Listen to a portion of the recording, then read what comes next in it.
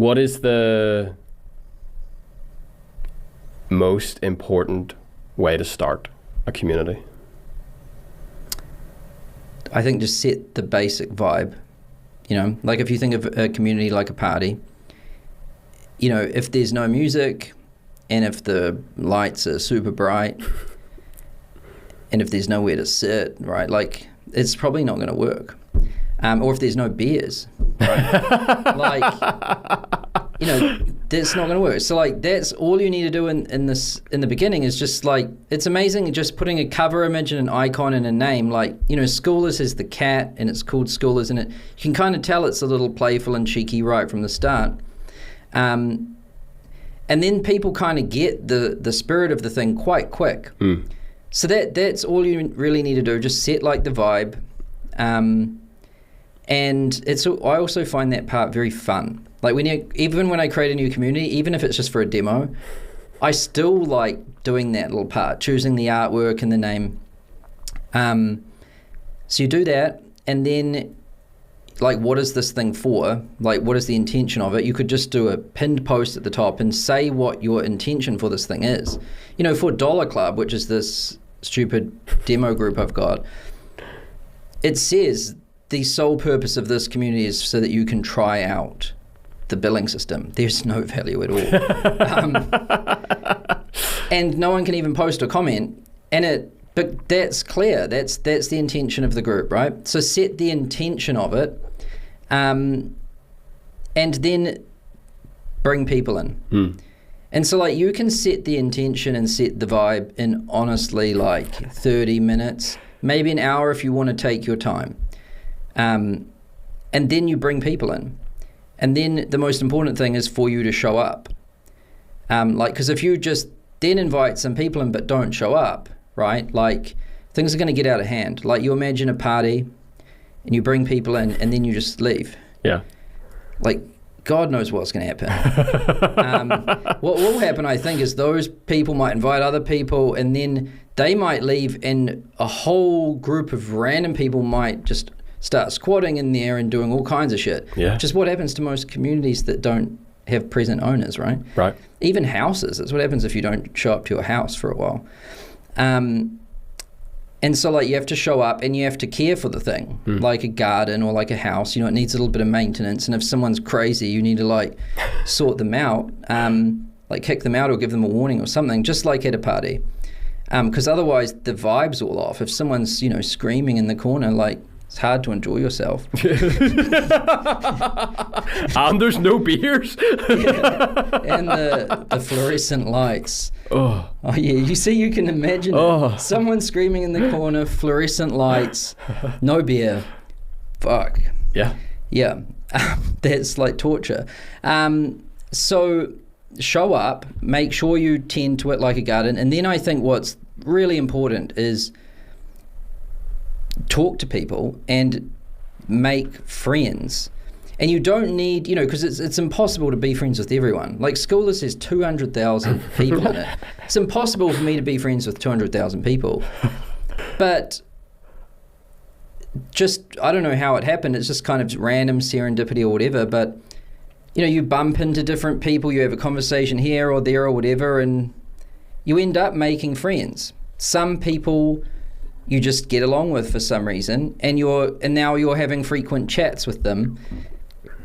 And the fact that you have a relationship with a couple of the people, that's what makes them keep coming back. Right.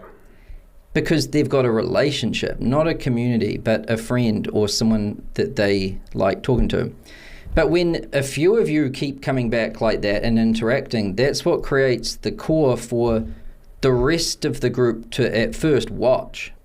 It's like when strangers show up to a party, they're awkward at first. They're standing there like with their beers looking.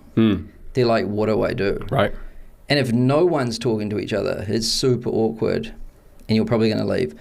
But if there's a group of people there laughing and having fun, that kind of puts people at ease and they might listen to what they're talking about and some people might join in. And before you know it, like there's now 4 groups and it's all just happening, right? And so, and typically how good house parties start is with your friends. Yeah. Before, they might bring some of their friends, and then they might text some of their friends, and now you've got strangers too, and it's important that you also have strangers, because that's what keeps things interesting.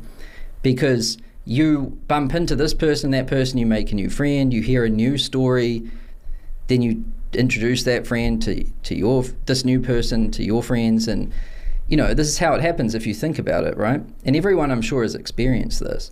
The same is going on in a community. So it's actually quite simple when you think about it like that. At no point in this journey have you sat down and written an article.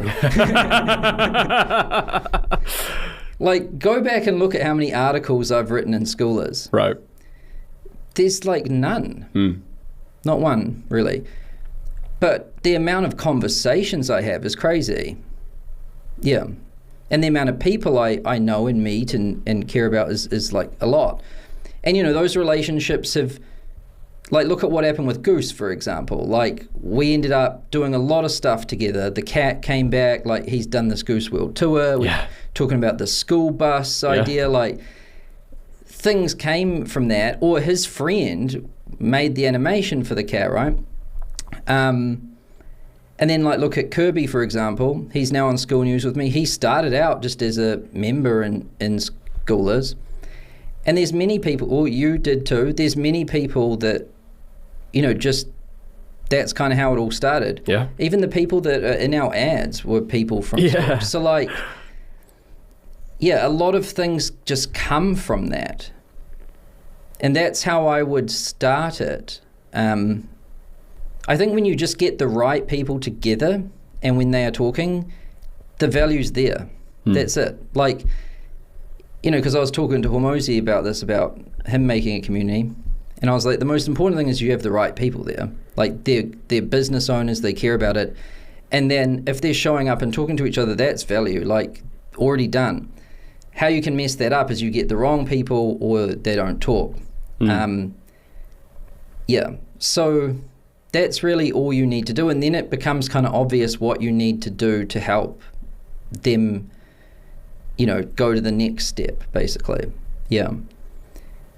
So that's how you do it. This isn't for, like, some people might have a community with a slightly different angle, and that's totally fine. Like, if you're, like, there's a community on menopause or something, that's got some specific advice on how to handle that, and then I guess the women in there get to talk to each other about it. But some people might be teaching you how to lose weight. There's many different ways you can do it, but if you're starting from scratch and you don't know what to do, I think what I just said is a good way to do it. But that is not the only way, like... Sure. Yeah. Sounds pretty fun. Only if you do it right. Otherwise, you can make one of those experiences where there's fluorescent lights and someone screaming in the corner. Yeah. Yeah. I've been in some of those communities. And house parties. No, I've been to no house parties like that. Yeah. Yeah.